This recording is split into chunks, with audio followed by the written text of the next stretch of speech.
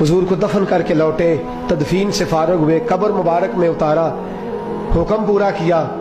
कहते हैं वापस आए तो जनाब अंस से सैयदा फातिमा कहने लगी, अंस तूने भी मेरे रसूल पे मिट्टी डाली है? अंस तेरी जुर्रत हो गई थी?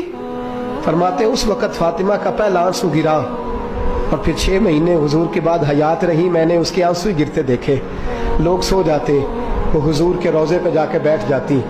कहते मैं समझाता बहलाता, लेकिन फातिमा कहती अली सब्र अपनी जगह, कर्म अपनी जगह। और मैं तुझे क्या बताऊं, बहन भाई पहले सारे चले गए, वालदा पहले छोड़ गई, अब हुजूर अलैहिस्सलातु सलाम ने भी पर्दा डाल लिया है, मुझे चाह और जानिब कुछ दिखाई नहीं देता। कहते 6वां महीना था हुजूर के विसाल को।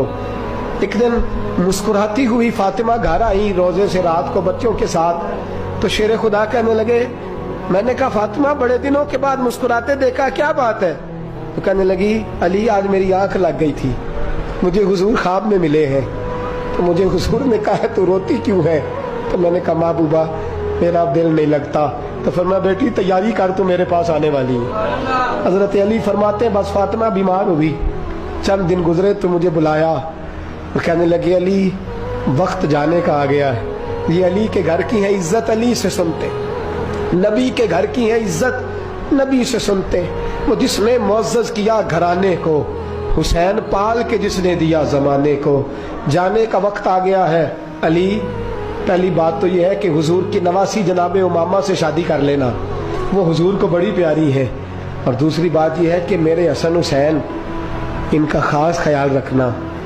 और तीसरे लफ्ज़ कहे तो हजरत अली तड़प के रोए, कहने लगी मैंने वक्त गुजारा है, आपकी हुकूक मेरी जिम्मेदारी थे, मैं इंसान थी भूल जाती थी, अगर मुझसे कहीं कोई कमी रह गई हो तो मुझे रज़ाए इलाही से दरगुजर करना, कहीं मैं हुजूर के सामने जाके शर्मिंदा ना हो जाऊं। शेर खुदा करम अल्लाह ताला वजहुल करीम फरमाते हैं मैंने हाथ थामा और मैंने कहा फातिमा अली का बड़ा मर्तबा था, पर जो तेरी निस्बत से कमाल था वो तेरा ही था।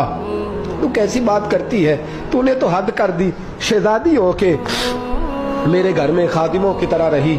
हजरत फातिमा रज़ियल्लाहु ताला अन्हा का दूसरा हुक्म ये हुआ कि मुझे रात को दफनाया जाए।